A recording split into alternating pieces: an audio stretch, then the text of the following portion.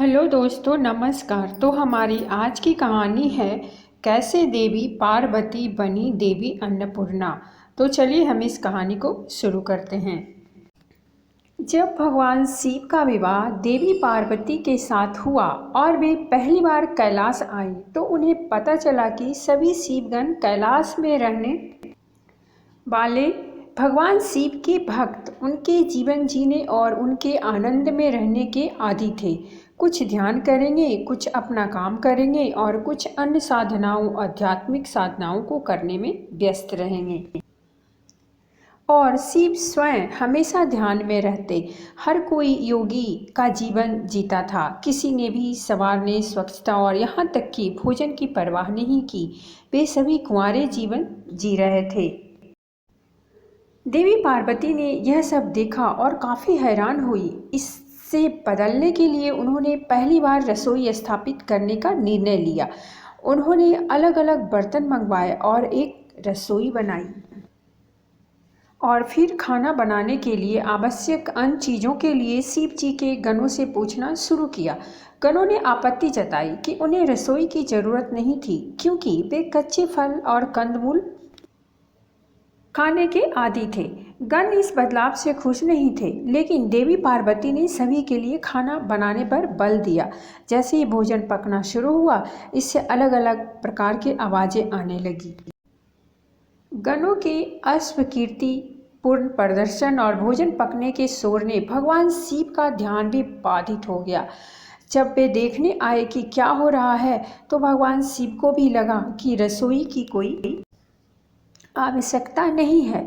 जब उन्होंने देवी पार्वती को रसोई की आवश्यकता नहीं होने की इच्छा व्यक्त की तो उन्होंने पूछा, क्या आप निश्चिंत हैं? हाँ, मुझे विश्वास है, शिव जी ने उत्तर दिया। ठीक है, हम देखेंगे, देवी पार्वती ने कहा और वह स्थान त्याग कर चली गई।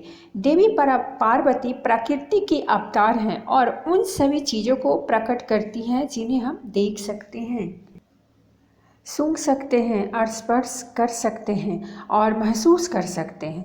जैसे ही वे वहाँ से चली गईं, पके हुए भोजन की सुगंध ने कैलाश को पार करना शुरू कर दिया, जिससे सभी गण भूख अनुभव करने लगे। जैसे ही एक भगवान को यह अनुभव हो पाता है जो उनके भक्त अनुभव कर रहे होते हैं।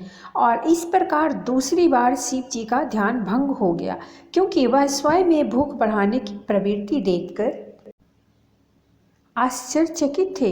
उन्होंने गणों के साथ जांच की और पाया कि सभी को भूख लग रही थी, लेकिन जब वे रसोई में गए तो उन्होंने देखा कि सभी पात्र भोजन से खाली थे। भगवान शिव करुणा के अवतार हैं, चूँकि उनके भक्त भूखे थे।